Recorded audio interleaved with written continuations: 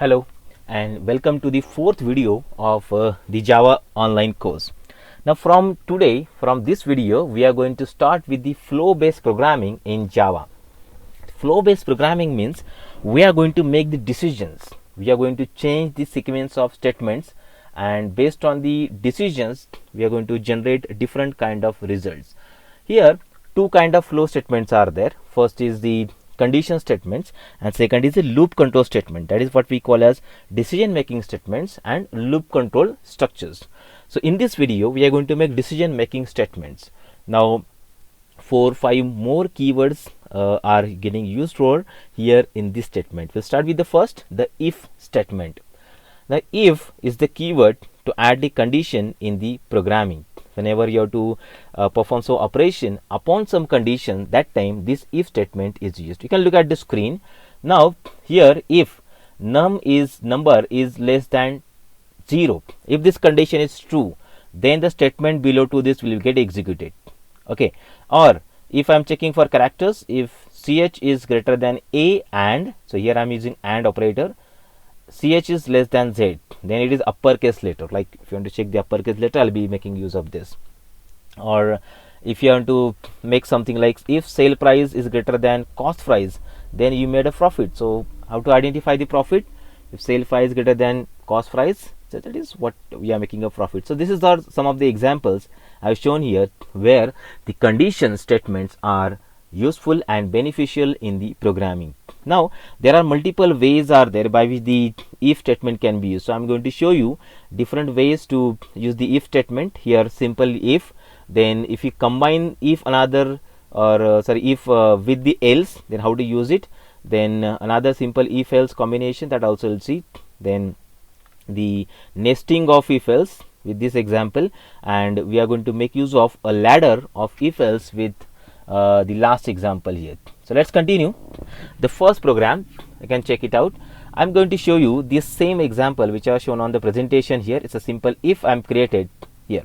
Now I'm declaring a number 12, and here this statement I'm checking what number is that, whether the number is positive or the number is negative.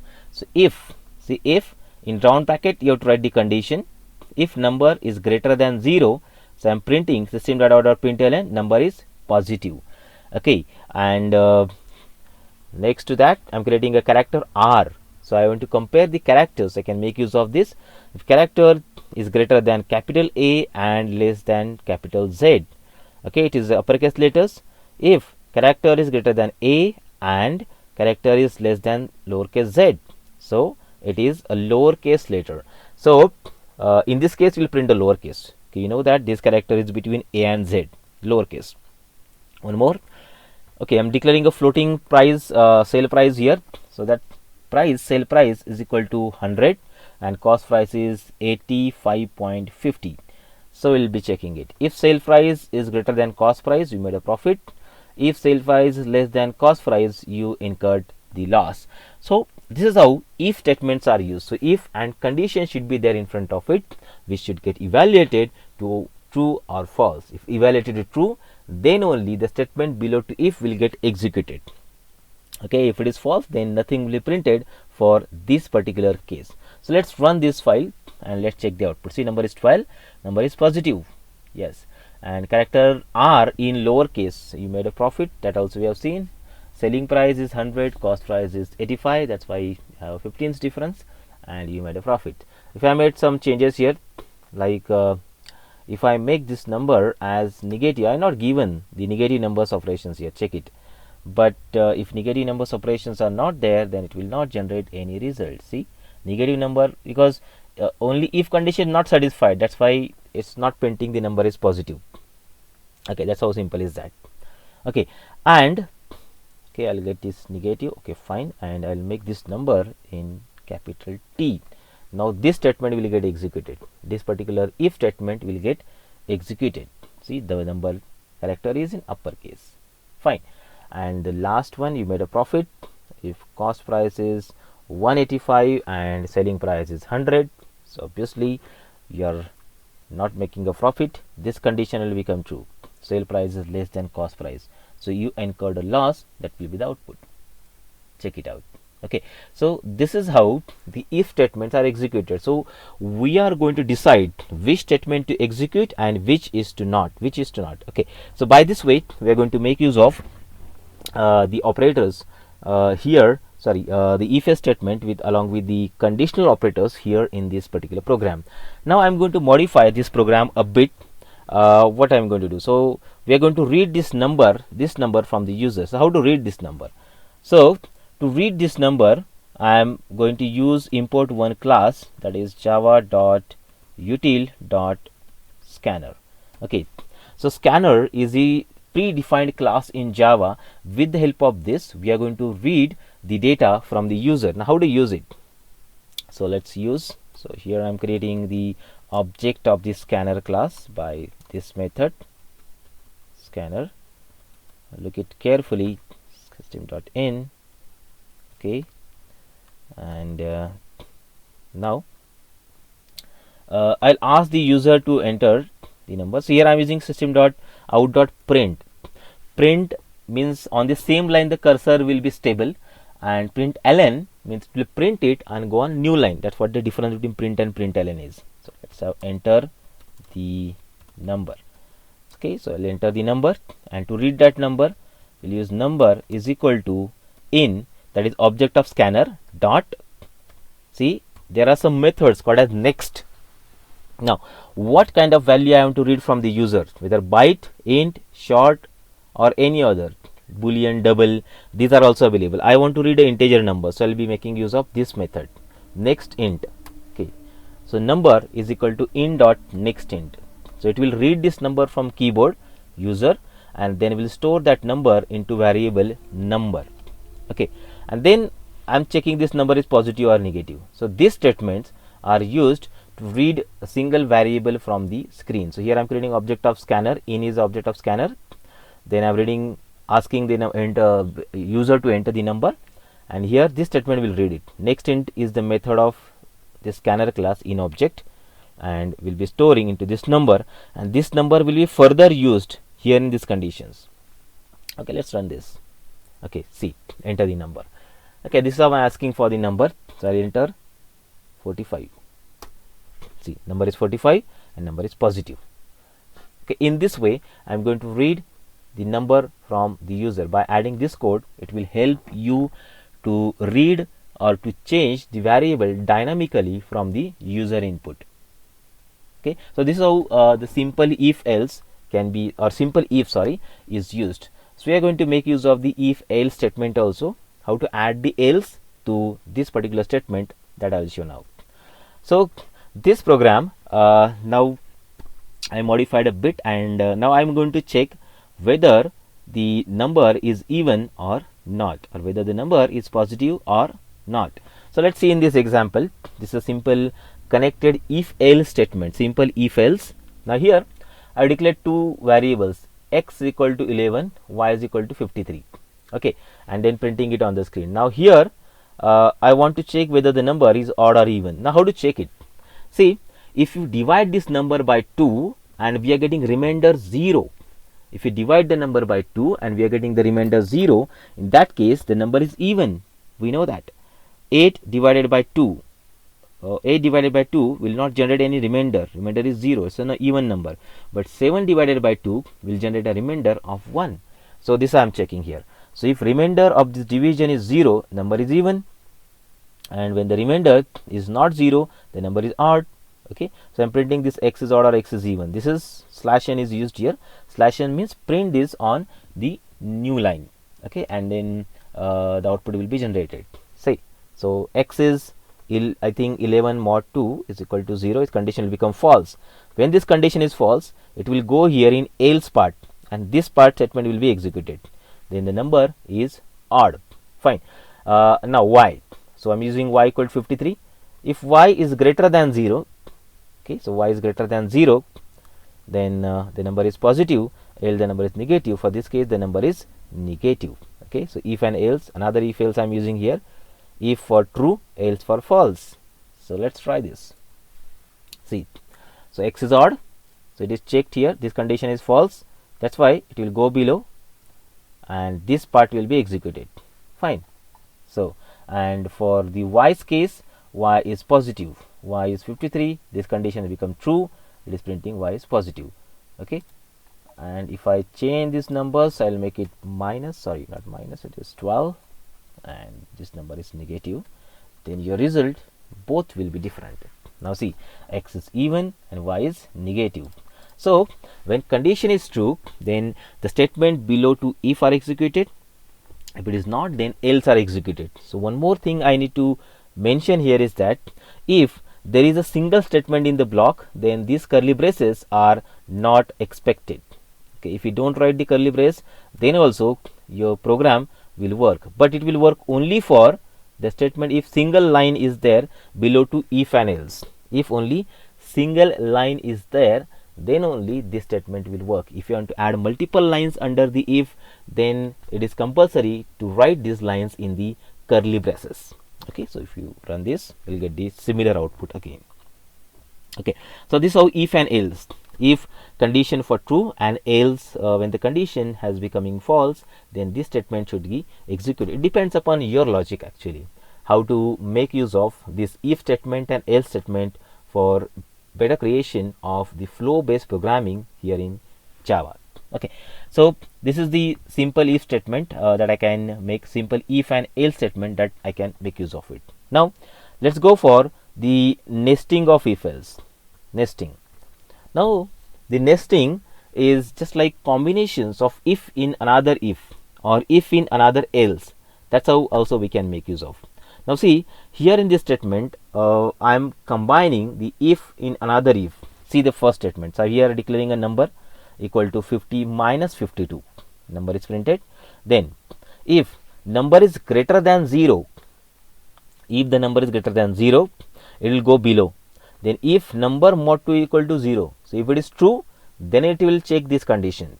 If number mod 2 equal to 0, then print the number is positive and even, because the number, this condition has become true, this condition also become true, that's why its condition is positive and even.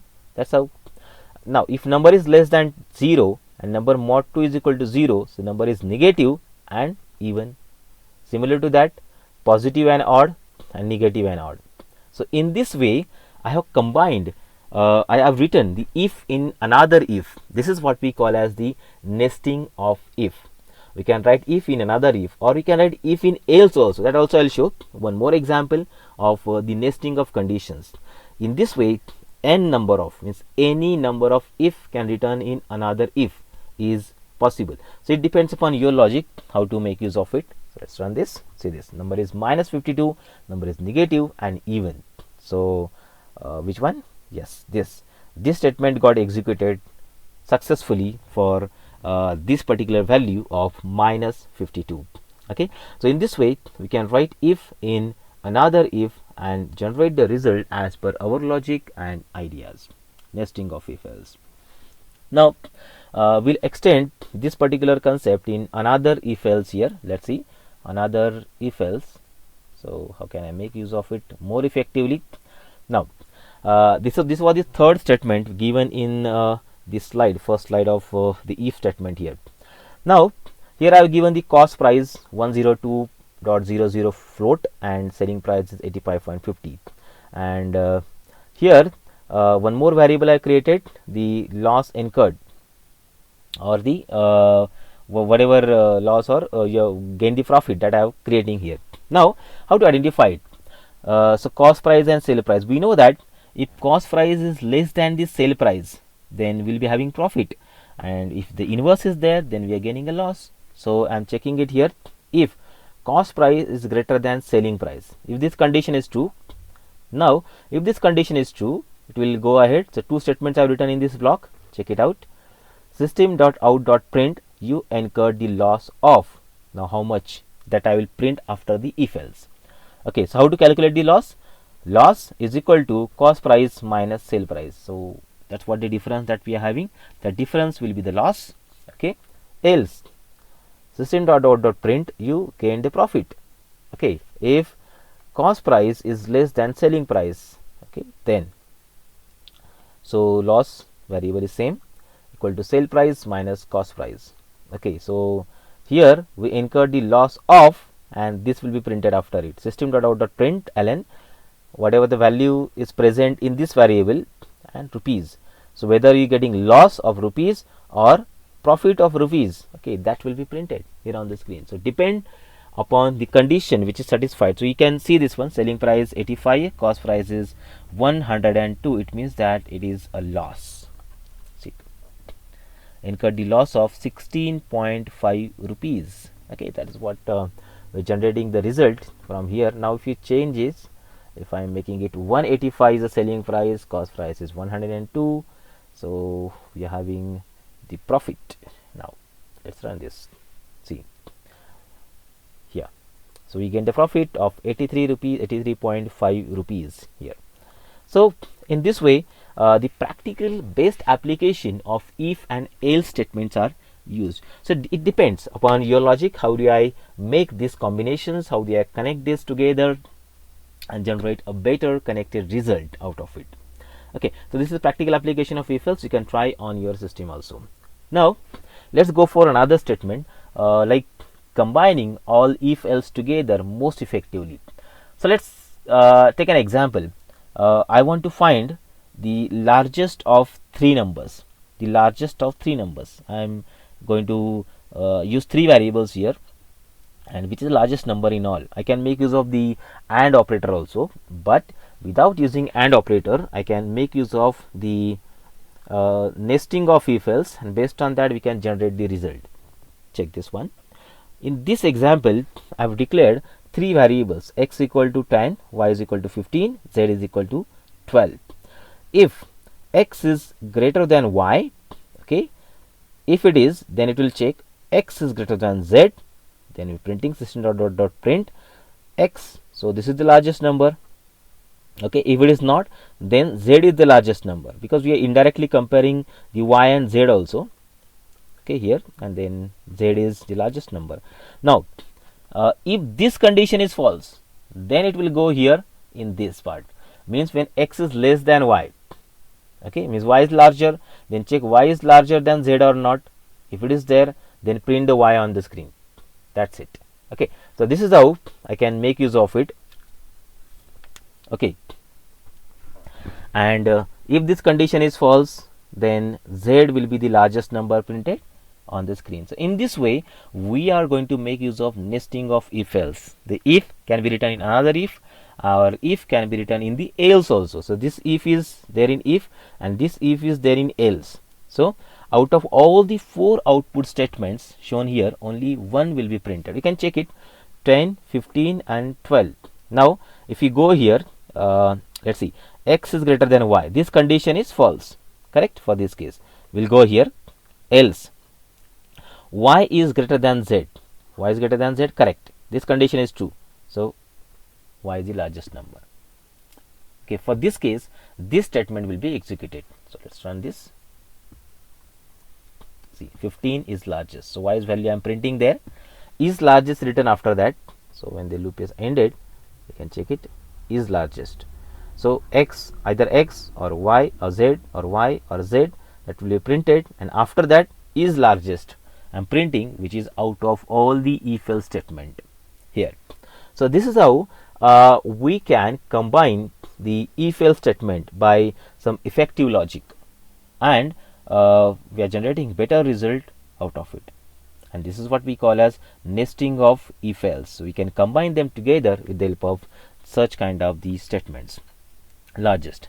And one more facility that is given to the if else statement is creating the ladder of if else. Ladder means we can write else, then if, again else, if else, if else, if else. That's what we call as if else ladder. Okay, so I'm getting one example here, the marks. Okay, so let's see. So I'll make a small change here. I'll read this marks from the user. So let's import the scanner. Okay, then create the object of scanner here. Scanner n is equal to new scanner for system dot in, that is input device we are creating here. Fine. Okay, so here I'll ask the user to enter the marks. Okay, so enter enter the marks. Okay, so user will enter the marks after that. So I'll not go on new line, on the same line I'll getting it. Then marks is equal to, I'm overwriting this number, in dot next, okay, next float, because number is float. Fine. Okay, now I'll read the number from the user, marks from the user here, and now let's go ahead. This is what ladder is. Now your grade is, if marks are greater than or equal to 75, then distinction printed. If it is not, then go to else. It means that it is less than 75. So if marks are greater than or equal to 60, means less than 75 and greater than or equal to 60, then first class. If it is not, then go to this else part of it. Then check greater than or equal to 50 or not. It means that less than 60 and greater than 50, it is second class. Now if it is again not, then less than 50 else, and check greater than or equal to 40 or not, means 50 to 40, that is pass class. And again if it is not satisfied, if marks are greater than or equal to 40, it is not satisfied, then last is fail, means your marks are less than 40, means you are failed. Okay, so in this way we are going to connect if else together, and that forms a ladder of it. It's called as if else ladder. So with the help of this ladder, out of all the 5 output statements, you can see here only one will be executed. So let's run that and check how it is actually working. So I'm reading the marks 67 for example. We know that this is first class. See, your grade is first class. Fine. And let's run this. If I'm getting 38, yes, your grade is fail. Correct. And let's try one more. Let's have 80%. Yes, it is distinction. See, so out of all 5 statements, only one is executed. This is what we call a nesting of, else if ladder. It depends upon the problem statement. So if I'm having such kind of problem statement where multiple outputs are expected depending upon the conditions, then we are going to make use of the else if ladder in this particular way. This is how ladder can be created, and ladder will get extended till any level. So here we are currently having 5 levels, but it can be extended till any particular level. Okay, these are some of the applications that I can make use of from the if else statement. You can try this program by your own and make the modification, try to solve the assignments based on these particular statements also. Now the first part of the decision making statements are completed. In decision making, we are having one more statement. It's called as the switch case, the switch statements. So very commonly used statement to create the menu based application programs here in Java. Now what's the meaning of it, how it behaves? Now here we are having a variable or a value. The value or variable will be checked against multiple cases.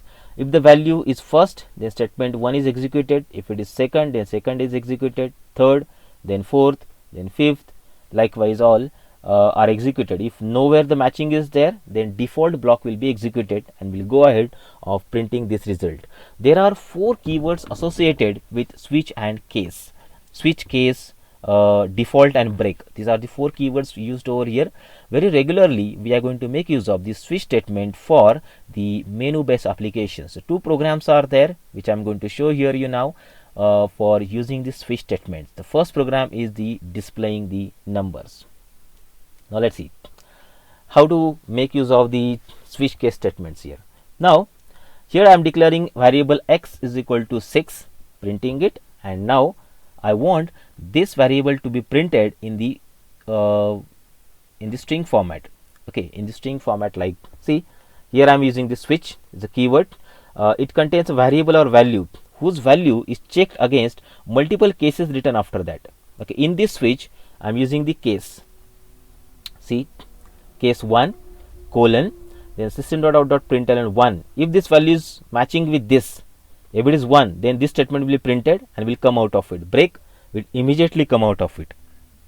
Second, that is case 2. If this value is matching with this 2, then it will print 2, 3 or 4 or 5 or 6 or 7 or 8, whatever. So x will currently match with 6. So this 6 is x is 6. So it will match here 6, and 6 case, that 6 will be printed and will come out of this particular case statement. See, all 9. Okay, 0 is also written, and if nowhere the matching is there, it will show number not correct. Okay, like this, the number is not correct. Default, the last statement, default colon. If nowhere is matching, then the last statement, that is the default statement, will get executed. So let's run this. See, it's a 6 because matching on 6th case there. That's why. Now if I change this number, so let's make this number as 2. Correct. Now switch, and here the case will match 2. It will print this 2 and will break this particular switch statement. So break is a special keyword which is used to come out of this switch statement also. Say it is 2. Fine. So we are having multiple options available here. Out of all these options, which statement you need to execute, that will be decided by the switch case statements. But if nowhere the matching is, then the default will be there. So default, you can have this default. Let's have default use. I'll make it 42 and run this. Just a minute. See, it is number not correct. So basically it is printed here, and after that the number not correct, default. One more things to remember here is that x, the variable that you use in the switch, it should be either of integer type or the character type. Okay, integer or character we can use here in this case. After every case, the break is compulsory, so that when the statement is executed, it should come out of it. If break is not written, the next cases will also get executed there. One more thing, case must not have any order, means it must not follow any order. We can write 3 first, then 4, then 8, then 6, then 1, then 0, like it's possible. And default also present. It is not compulsory to have the default, but if you write the default, if nowhere case is matching, default statement will get executed, and not mandatory that default should be at the end of the switch case. Default we can write anywhere in the program. Okay, and which is not compulsory also. There is no any limit for the case also. Any number of time we can write the cases and we can generate the result out of it. So basically, when I want to choose the options from the menu, that time this switch statement will be used. You can try this program. Now I'll show the practical applications of using the switch case statements to create the menu. So let's go for the menu now. Okay, say this. A simple menu program I have created here. For this, I am showing a menu. So I am reading the data from the user. First a number, okay, sorry, a choice, menu, find positive or odd and even number. Okay, like this. Now see this, I am printing find positive, odd, even, enter the choice. Here I am reading the choice from the user. Choice is equal to n dot next int. Okay, and after that this choice variable I am checking inside the switch. So if you go ahead, check this, I am coming below, and choice variable. If choice variable is 1, value of choice variable is 1, then I am reading the number from the user in variable num. If that num is greater than 0, then printing number is positive, else the number is negative, and breaking it. Okay, when this happens, when the choice you have entered from the user is 1, that case. Now if the choice is 2, if the choice is 2, we'll go here, case 2, then enter the number. I'll read the number from the user and check number mod 2 is equal to 0. Will print the number is even, else it will print the number is odd, and will come out of this statement. And if nowhere the choice is matching, it will show wrong choice. So here even and odd I am checking. See this for case 2 and come out of it, and then if whether you entered not 1 not 2, then default will be executed. So this is how a simple menu based programs we can write here in Java. And with the help of switch case statements, these menu based programs are executed. So let's try this. Okay, so entering the choice is asking to enter me the choice. So number 1 I am entering. So when choice is 1, it is asking to enter the number. See whether positive or negative, minus 45, negative. So these statements are executed. This part is executed. Now if I want the odd or even, the second part, see, enter the number 67, odd. correct. So in second case, first case is executed for checking number positive and negative, second case for odd and even, and the third case, third actually not present, I'll enter 7, wrong choice. This is what the default is there. The third statement default, this got executed and we have generated the result of a wrong choice out of it. So this is what the switch case statements are. So any number of time, any number of cases will be there, we can check, but remember we are going to check for equality only. We can't make use of greater than that or less than that. This is not possible. Okay, and only numbers, that is what full number, integer numbers and the characters, only they are possible. You can't use the floating point values or the string values to compare against the cases. Okay, so this is how the decision making statements are used in the Java programming. Decision making statements, we have seen two: if statement to have a single condition for all greater than, less than or operators, as well as equality and logical operators also used there.